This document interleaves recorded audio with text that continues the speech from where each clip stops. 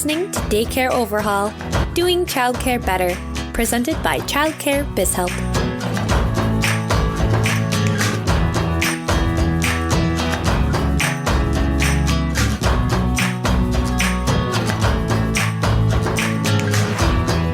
Hello, everyone.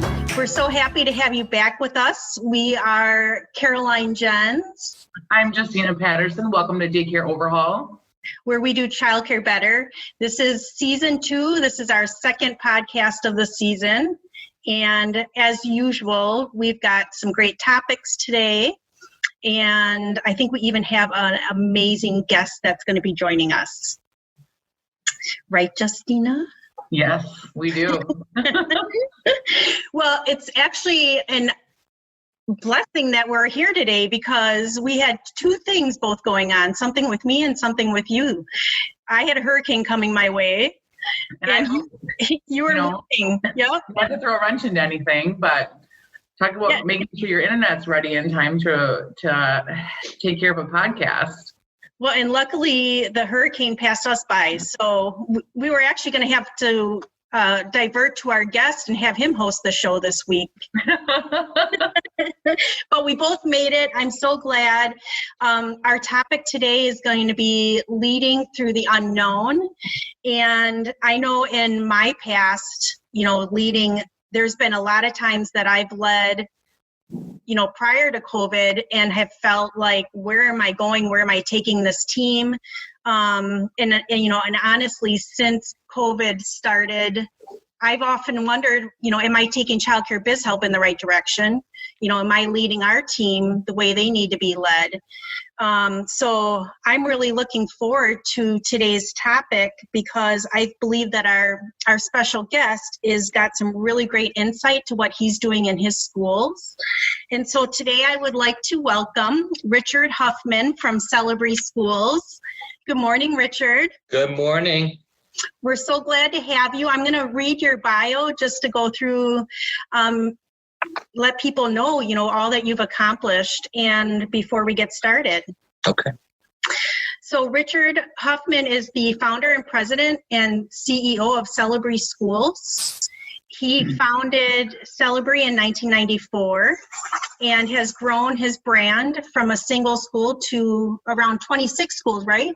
26 open currently, yes. Perfect. His experience with early childhood education began in 1984 when his mother opened a daycare business called White Marsh Childcare Center. Between classes, Richie lent a hand to the family business, giving him an early understanding of the daycare and preschool industry. 10 years later, Richie started a daycare center of his own, opening his first Celebree school in Ellicott City. Over the course of more than 2 decades, he grew Celebree from a single location into Maryland's largest privately held chain of childcare centers. That's awesome. And now Celebree has a franchise sector, and you continue to guide the core vision of your brand, a vision that embraces change, innovation, and the constant pursuit of self-improvement. And that's what really got me excited about today. I've been following you on social media for a while, and you're always so inspiring. And I thought when Justina and I were looking at season 2 and who we wanted to have on the show, you were definitely one of our top people that we wanted to have. Thank you. Thank you for coming today. Thank you. And happy anniversaries. Yeah. Yeah. 20 years yesterday, 5 kids later, and we're still having a great time. Well, congratulations. Congratulations. Yeah, like I said, you probably were on your LinkedIn going, why does she keep looking at my profile? I want to make sure that we're prepared for today, but I do want to encourage our listeners to follow people like you on LinkedIn. It's a really great source to not only stay on top of the industry, but to be encouraged, because you are a godly man. I see that faith is a big part of who you are. It's a very big part of Childcare BizHelp. And so I just always like to encourage people to, follow like-minded people for sure. But we want to start by hearing a little more about you because I think having you on our show and the experience that you bring to the table is so critical. So why don't you just tell us about your journey in this industry? I read your bio, so yes, you started Celebree. You're at a really great point, but how are you an innovator in our space? It's funny. Well, thank you for embarrassing me with the 20-year anniversary, but I wasn't prepared for that. But thank you for that's okay. Thank you for your good wishes. But as you mentioned, I first was introduced to this at probably the age of 17, and at the age of 26 years old, I convinced my parents that I could open my own school. So, through my mom's, really through her mentorship with me and teaching me all that she knew over her 15 years up to that point. My mom still runs her school today, some 30 years later. Runs it every single day. But when I opened my first school in 1994, I was really, I was just trying to open a business. And in 1996, when I opened our second school, I knew at that point that this was something that I wanted to dedicate my life to. It's just I believe, and I'm sure most of us believe, there's no other business that's so rewarding as this. I mean, I just could not imagine doing anything else. And what I mean by that is, we get to see our children grow and prosper every day. And the really cool thing that I've learned over the last several years is that we can also take that same philosophy and apply it to our teachers. And that's what I've spent probably the last 10 years focusing on, is how do we get these teachers to feel the same thing that we feel as owners, and make sure that they realize that they have made the right choice in this profession, and they are making a big difference in these classrooms and in these children's lives. So Celebree is really heavily focused on career paths and making sure that these teachers have the right skills in order to run a very productive classroom. I don't have those skills. I'll be honest with you. I always laugh. Like, I'm the guy that goes in, gets the kids all riled up, and then I walk out, and then it's up to the teachers to take all their knowledge and skill sets that they've learned and apply it to get the classroom back in order. But that's never been my forte. I've never taken a course on childhood education or development. I just love people, and I just love to see people prosper and grow in their life. We've seen it, right? We've seen, people, especially here in Celebree, that have gone from assistant teachers to assistant directors to directors. Mm-hmm. And right now we have, and I know we'll get into this a little later, and now we have 3 directors that now own their own Celebree school, and that just gets me excited. That's awesome. That you made a comment about not having the early education background. I didn't either. Yeah. And so when I had to kind of sub in the classroom when we used to run a center, we had a staffing crisis and I had to go into a classroom, and the kids totally took advantage of me. Well, and you were like me, you were probably okay with it. Yeah, Justina's a fabulous teacher. That's actually how I met her. She was one of our teachers, and she was amazing. And I would go in her classroom, and I would be so envious of how honest she was. And then here I am. They're like, we're going to put you in nap time with the 4-year-olds and you'll be fine. They're going to nap the whole time. And I thought, well, I'm going to get a ton of work done. But no, they started like rolling off of their mats. Right. They were talking to each other. They were laughing. Right. And I just, taking complete advantage of me. But I was going to say 4-year-olds don't sleep. They put you in the wrong room. Exactly. So they moved me to infants, and I was. But yeah, I'm really excited. We can dive into your culture, kind of as we move along. But you do see and Celebree all the wonderful things that you do for your staff. And I think that's really what sets you apart, what sets your brand apart. I know I listened to one of your interviews this month that you had, and one of the things that you mentioned was staffing isn't as big of an issue for you as probably all the other centers that we deal with. And that's really a testament to who you are leading your organization. Yeah, every Friday, and we have reinstated this over probably the last 3 weeks. Every Friday, all new teachers come here to our support center, and they have 5 days of training, and we talk about, more important, of our culture and our vision and where we're headed, and setting expectations for them as what, we have 9 core competencies that we believe makes a great teacher. It makes the expectations very clear. And at the end of the year, or even mid-year, we don't really have to tell you how you're performing. You already know how you're performing. So it shouldn't be I don't know, and because you know what the expectations and the competencies are of a Celebree teacher. But every Friday I go upstairs and I talk to these group of men and women that are coming in as Celebree teachers. And the number one reason that they come to work for us is because that they say, because I know I can grow here. And I think that's, whether you're in this industry or not in this industry, I think that's what creates happiness, right? If you're growing in your faith, if you're growing in your relationship, if you're growing, in many different ways, that is what creates happiness, I believe. And when you're growing in multiple categories of life, I think that's when you're extremely happy. So, the worst thing that I could think of is, putting a teacher into a classroom and her or him just thinking that this is it. Like I want them to know that the harder I work and the more value I bring to Celebree and to my families and to my children, there is growth here for me. As I mentioned, you can be an assistant teacher today and work hard and get on that career path and be a lead teacher and go into an assistant director and eventually being a Celebree school owner. So I think that's very attractive to people, and they're excited to come work here because of that opportunity of growth for them.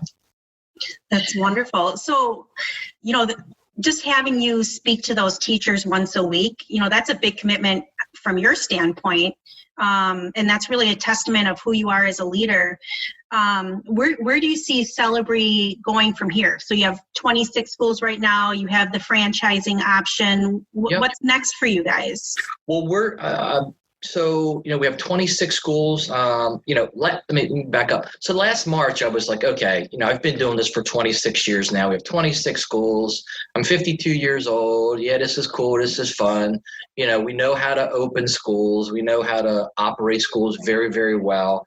When I wake up and I'm 60 and I turn around and I look back and now we have 50 schools, I'm going to say, yeah, that was really cool too. And it just didn't, as I said, it just didn't excite me. Right. So I said, how else can we grow this and use my talents? Because again, as I mentioned, my talents are not in the classroom. So my talents is in mentoring entrepreneurs and helping them get to a whole different level, just entering their business or wanting their current schools and taking them to a different level. So that's when we decided to start franchising. So, so far since last March, we've sold 17 franchises, which I think is incredible. We sold 7 last year, just in the first year, and it really wasn't a year. It was probably 9 months. And this year, so far, we've sold 10, right in the middle of COVID, which actually is really sparking the growth in franchising, because a lot of people are sitting home, whether they're deferred or laid off or struggling in other businesses, and are like, I'm not sure if I want to continue doing this any longer. So people are looking for opportunity not only to open their own business, but they're also looking for opportunities to be a part of a very meaningful business, which we kind of talked about earlier. They're looking for a legacy. They're looking for, how do I better support my community? And as we all know in this business already, there's nothing more rewarding. And I think during COVID, it's even proven that our industry and our business is even more special than we originally thought. Yeah, One thing that we've noticed is we have gotten a lot of inquiries about starting a childcare center, and I agree. I think a lot of industries are failing. People are at home. Childcare, we're plugging along. Exactly. We don't have a choice, right? It's a struggle, but I thank God that quite early that we were deemed essential, and that we were even allowed to remain open. There was a lot of businesses that were not even allowed to remain open. So I'm just thankful that we were allowed to remain open. And, there was, as we know, there was some, as a leader, there was some owners and directors that decided when this began that they were going to close. And we made it very clear right from day one that we were going to remain open. And that was the best decision we made, because my biggest fear is that it's very hard to start momentum. So why would we stop it? I just could not imagine taking the business back from a dead stop and getting the kind of momentum that is necessary to drive a business. Yeah, that's what I've noticed also. Hearing centers that actually close their doors and they're trying to reopen and trying to get those teachers back, it's been a really difficult situation. Yes, keeping your doors open during this has been, a challenge. There's a lot of different things that we've had to do, but you're right, closing your doors and having to start fresh, that's hard work. Well, and Caroline, I kind of like equate it to a sporting event, right? It's like for this whole, I don't even know how long it's been now, 15 weeks. Like, we've been playing the game every day, every week, and to jump right into the game when you've not been playing it for 15 weeks is very, very difficult. And I never wanted to. And they don't understand the game. They don't understand the rules. I mean, we were meeting every day, talking about what the new rules were from CDC, what the new rules were now from license. So, I mean, we were bopping and weaving and making adjustments every single day, not only from an operational standpoint, but also from a business standpoint, because we had to continue to take care of these families of essential workers, but we also had to bring value to the families that disenrolled and decided that they were going to stay home. As a business owner, as it comes down to a couple things. It comes down to revenue, it comes down to cost savings, and it comes down to adding value. And that was kind of our three pillars. How do we continue to drive revenue and bring revenue into our organization? How do we cost cut because the revenue's not what it was? And how do we bring value to our parents and our families so they will continue to pay us? And whether that was in school or whether that was home. And that's where you mentioned earlier, we pivoted very, very quickly to sending our families and our children, daily videos, which kind of showed them what their morning routine was. We started those videos with the pledge to the flag, and the exact same routine these children would experience on a daily basis. We videoed and sent it out every single day. Wow. To continue to bring that sort of value. And so why do you think you've been so, I like to use the word successful. I'm sure your enrollment is down, but you really have been successful through COVID. What do you think is the reason behind that? I just think that we're listening, right? We're just listening. We're listening to what our parents, you and I were talking before we started the podcast, and we're listening to our parents. And we have two strategies to get, our ultimate goal is to get back to 90% capacity where we left. That is exactly our goal. And our strategy to that is two things. One, get 100% of the 90% back, right? Because they're the easiest ones, right? These parents were already in love with your school. They're just sitting on the sidelines right now. So that's our biggest pool of families to return back into the school. And as we mentioned earlier, there's two reasons. They're still afraid, right? We forgot we just had a summer, right? Because we were so, right? And the business families normally disenroll anyway for the summer. So we totally forgot about that. and they're enjoying this, taking advantage of saving some financial dollars right now. So, that's what we're fighting against, but we're constantly speaking to those parents. We're constantly sending them videos on the importance of early education, because that's our biggest fear, right? Some of these children have been out of our classrooms for 5 months, and there's no way that you can convince me that these children are not falling behind academically. And that really is scary. And I don't think we know the impact. We're not sure what that impact it will be moving forward.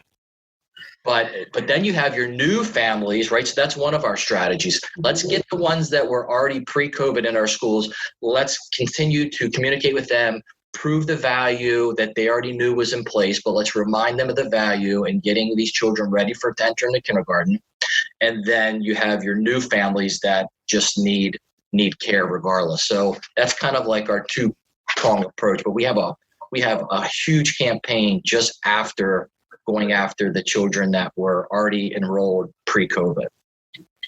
That's a really great strategy. I mean, in terms of leading through uncertainty, those are definitely really what really strikes me about what you said, and Justina, feel free to chime in, but what strikes me is that you have really clear metrics and goals that you've communicated with your team, in terms of, we want to get 100% of that 90%. Yep. And just to have that clear understanding as a group, and that's a real clear goal that you can achieve, and then you can move on from there. I think that, that's probably one of the number one things leading through that uncertainty. And then go ahead. No, go ahead. I also saw on your website, and I'm going to point this out just because I was really impressed with it, was, we're having to change programs and the things that we offer. And you have this video on your homepage up in the slider that really introduces that whole virtual learning aspect. And wow, that's really well done. Yes, I mean, again, we got to make the best out of this, right? I mean, what do they say? We got to take lemons and turn them into lemonades here, right? I mean, this is our business, and more importantly, these are our children, right? So we have to create these environments for these children to learn. I mean, I feel like that's our responsibility, and that's our mission, and that's what we signed up for. So, if others aren't going to do that and do it well, then we have to do it. So the other thing I would mention also as a leader, and I had to be very careful with this, because I have a tendency of that's great, we're going to move forward regardless kind of mentality. And during this COVID, it really, I think, made me a better leader, because you had to be very sensitive moving through this as a leader, because everybody was viewing this in a lot of different ways, and depending on their personality. And I think that's still the case now. But what I tried to do was to be very sensitive to other people's thoughts about what we were going through, while still keeping my eye on the vision, and how fast could we get back to our original strategy that we had put in place for 2020. And so it really gave us a strong foundation instead of all this uncertainty. It was like, okay, guys, like, now we're stable, right? We know what's going on. We know we're reduced capacity. We know children are returning. Let's get back to what we know, which inside the strategy. And some of those things we're not going to be able to execute on just because of the environment, but there's a lot of things that we can execute on. And as we started getting back to the original strategy of 2020 and actually implementing, it started building confidence, right? Just like anything else. As you start accomplishing things, confidence starts to rebuild. And today, I mean, we are 100% on the offense. We had a strategy meeting yesterday, and I mean, my hair is standing up on my arms right now, because I was blown away at, even during this environment, that the things that this team was able to continue to accomplish, meaning rebranding our schools, getting our schools accredited. Even though the state's not coming out and doing their part of inspections of accreditation, we are still pushing forward without them and getting our schools accredited. So I was just very excited and thankful and just blown away at what we were still able to accomplish to the original 2020 strategy. Well, and I think, this kind of segues into our next question, which is, about having that strong team alongside you. And, how has that made a difference? In you as a leader, to Celebree as a school, having those right people in place. I feel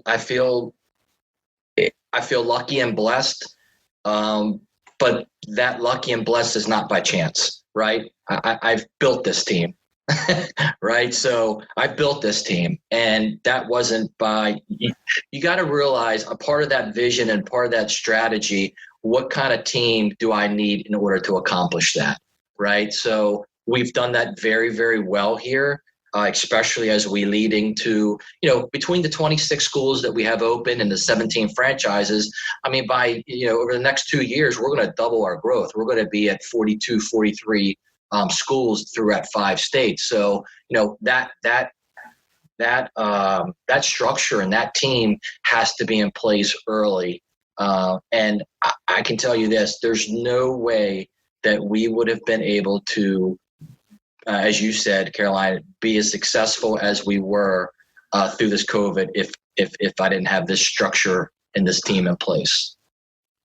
I really appreciate that you said, and this was so confident, I built this team. Yeah. We have owners that aren't necessarily involved in their businesses to where they can say, I built this team. It doesn't mean, and this kind of goes into that working in the business versus on the business. And I really feel that's working on the business like you should be doing as a top leader of your organization. And that's building that team. Yeah. And the cool part about that is like you're giving people you're giving everybody an opportunity to shine, right? Like everybody has an important role here. And instead of the owner just taking all the credit comes all the pressure also, right? And all the responsibilities. If you share that responsibility across multiple important pieces of the business, then everybody gets a chance to shine and feel like they're making a contribution to the organization's mission and what we're trying to accomplish here. I mean, Lisa Bricker here, in charge of HR, I mean, she's got like 1,200 people that she's responsible for in their development. I mean, I've made that very clear. Like, it's not about just HR stuff like, this and that. It's about growing these 1,200 people in whatever direction that they want to go in. You just reminded me, yesterday she reported that we have 6, one of our goals is to take an elevation, is to take assistant teachers and elevate them into lead teachers. We have 60 people right now during this COVID that are in class headed towards their teacher certificate. Wow. I mean, I was just blown away. And so what that means is like the grow within philosophy, we don't have to go looking outward for people. We're growing people within. And it just, it benefits the company because they came in as an assistant teacher. They understand, or they've had probably a good year and a half, understanding our culture, understanding our philosophies, understanding our expectations. Now we're going to grow you. If you want to, it's up to you. Now we're going to grow you to the next level. 60 people right now that are headed to the next level of being a lead teacher. And I think Justina and I have that experience too. I 100% am right alongside you there in terms of growing from within. Justina, you want to mention kind of your past? Yeah, I guess I started as first I started as a school age teacher, but then I ended up in the toddler room, and then after a super secret meeting in a laundry room, I became like management and marketing and that sort of thing. And now Now I'm working with Caroline. So had it not been that partly that I kind of put myself out there a little bit, and she didn't recognize that, like I would probably maybe still be a toddler teacher. I don't know, but that was really important that like, I knew that there was somewhere else I could go. So and I think what we mentioned earlier was, I think deep down inside, you knew you wanted to grow, period, right? You were going to grow somewhere, somehow. And I want to make sure I'm real clear with this. I'm not talking about just because you've been a part of the organization for 2 years that you get the right to go to the next level. I want to make sure, right? We're not just promoting people just because they've been here a long time. We're promoting people that have put the work in, and we know without a doubt is going to bring value to that next position. So in terms of, and maybe I'm putting too much information out there that you don't want to share, but if I'm interested in moving up in your organization, how do I approach that? There's a career path. It's very clear. This is step 1, and there's step 2, all the way to step whatever to that next level. So that proves if you're willing to do the work and put this work into taking the steps necessary to get to that. Well, let's make it easy, right? So if you're willing to take the classes to become a lead teacher and everything that it requires to become a lead teacher, we're going to put you on that path. But you have to do the work. Right. And then we're going to assess that and say, okay, he or she did a great job. They are ready, or maybe they're not quite ready yet. We're going to mentor them, put them in another position for someone to mentor them. And we're going to keep our eyes to make sure that when that day comes that we feel like you're ready and you feel like you're ready, that we put you in that position. That's great. So in terms of COVID, it sounds like you've had a lot of really big successes during COVID. I would say. Can you please mention a few? Because it doesn't feel like it now. Well, let me look back at my notes. Honestly, what I really loved, and we just had this conversation last week, was about our strategic planning. Yeah. And how we started 2020, just like any other organization, with these lofty, amazing goals, and then it just halted. And we actually just revisited our strategic plan to kind of, let's remind ourselves about the plan, kind of pivot, see what we need to adjust, and look at what we can still accomplish this year. And I loved your comment about being on the offense. Yep. You're not playing defense. And I feel like there's a lot of organizations out there that are playing defense right now. Yeah. That's a mindset. Right? I'm tired of playing defense. I want to play offense, right? We played defense for a very short period of time, and that was because we had to play defense because we're trying to, we didn't know what was going on. I mean, as I mentioned, I've been doing this for a long time, and we've been through probably, maybe 2 or 3 downturns in the economy, and we know how to handle that, and we know how to weather that. This was something totally new. Right? When it's out of your control, right? When the state's telling you what you can do and what you can't do, that's an entire different environment of making adjustments and driving enrollments and watching this expensive. To me, that's easy, right?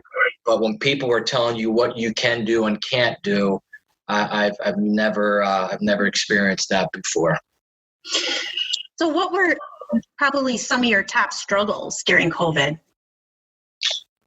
I think just having to adjust so quickly. I mean, the more I reflect back, Caroline, it's like, our teachers could have just said, I don't feel like I want to be here. And they could have walked out the door, and that wasn't the case for our teachers. We did part of our appreciation and knowing what they were going through. We did increase our teachers' wages to just, make sure that they understood that we knew this was uncertain times and that we valued them even more than we did before. And we wanted those teachers that left to know that these teachers that stayed and still gave these children an amazing experience in the classroom were valued. So we increased their pay for, I think it was about 2 months. Mm-hmm. So there was a lot of, the more I reflect back, we did do a lot of pivoting and adjusting and bopping and weaving, just because of what the current environments were. And as you know, and a lot of our listeners knew, I mean, it was changing almost daily. Right.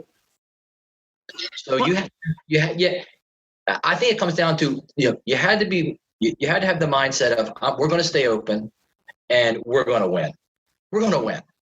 Whatever it takes, I don't know what's going to take, but we're going to work our butts off and we're going to meet and we're going to communicate and we're going to win. And, you fight through it and you come out on the other side and you're like, yeah, we made that. We did it. And I think the other side is, as you mentioned, the other side is like, is the offense. It's not the defense.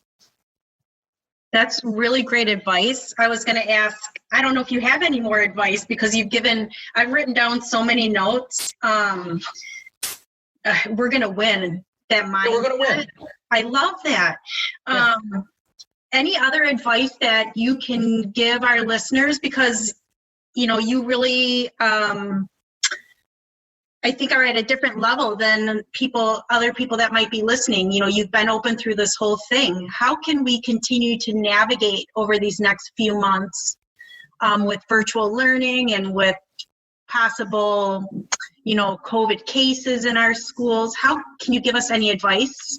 I would just, this battle's not over yet, right? Celebree is heavily involved here in Maryland and Delaware in making sure that our governor and our state understands the importance of early education.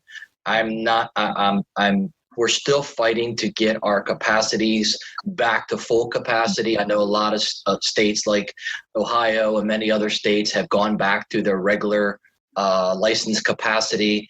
We're still fighting that battle here in Maryland. I would recommend, because we know we can't survive off of 50% of capacity. So my recommendations would be get loud on this topic with your congressman and your governor. I mean, the nation, there's not one person across the nation that didn't agree how essential and how important early education was in the recovery of the economy. But it's kind of gone quiet now. So we need to get loud again and get back to our full license capacity. And for those that have not opened or reopened, let's just get back in the game, right? Let's remind yourself of why you started your business to begin with, and get back in the game. And I guarantee you'll figure it out. And there's a lot of other people out there that will help you figure it out. And here in Maryland, I've opened up Celebree to those schools that, listen, come to a Celebree school. We'll show you what we're doing. We'll show you the kiss and go procedures, to make you feel confident that you can reopen. But, as I, walk through our schools now, you wouldn't even, except for the teachers wearing the masks, like you wouldn't even know these children are still having an amazing experience. And that's really what we've signed up for and what we've dedicated ourselves to accomplish. They're still getting ready to prepare for kindergarten. I just can't wait for the returning children to get back engaged. And let's just get these little guys back to what they know. That's awesome. So what's next for you? Well, as I mentioned, it is to get us back, get our industry back to our regular license capacity. We're fighting that on a weekly basis. We have some lobbyists that are working for our industry's behalf on making sure the governor understands really what's going on here. And as you know, I mean, children of our age are in the lowest risk category possible for COVID. The CDC has recommended that children go back to school. So everybody's saying green light. And some of these states are still sitting on that information. So We got to get them back. Our goal, as I mentioned, to get back to 90% capacity and continue to sell franchises. Our goal is to sell 25 franchises per year and give these families an opportunity to own their own Celebree School, the same opportunity that my parents gave me 26 years ago. I want to give that opportunity to others because I know what it's done for me and my family. And as I mentioned, I couldn't imagine doing anything else that's so rewarding than what we do. Well, it's definitely apparent in everything that you've said today. You can see that it's truly a passion of yours, that you love your school, that you love your team, and you have provided such great information today that I'm sure our listeners are just going to latch on to. I know, like I said, I've written a lot of notes. Thank you also for being a resource in terms of letting people come to your school. I think that's one thing that we've really noticed in this industry with COVID is we're all uniting together and helping each other. That's the only way we're going to make it through this. And so sharing of information, if you've perfected something, and someone else needs help, we're sharing it. Absolutely. And I just think that's wonderful. Well, I appreciate you coming on today. Justina and I were really honored to have you here. Thank you. I was very fascinated the whole time. I'm just like listening, like, okay, Justina, you should probably say something. No, you have a really great brand, and we're excited to see where you head in the future. Thank you for coming on to Daycare Overhaul. And as for our listeners, we appreciate you listening in. As usual, if you would like to share a story of something that you've implemented that you've heard on our show, please share it on our Daycare Overhaul Facebook or Instagram and hashtag #OverhaulWin. And we encourage you to send stories to us, info@childcarebizhelp.com. Thank you guys. We'll see you next time. Bye. Thank you, ladies. Bye.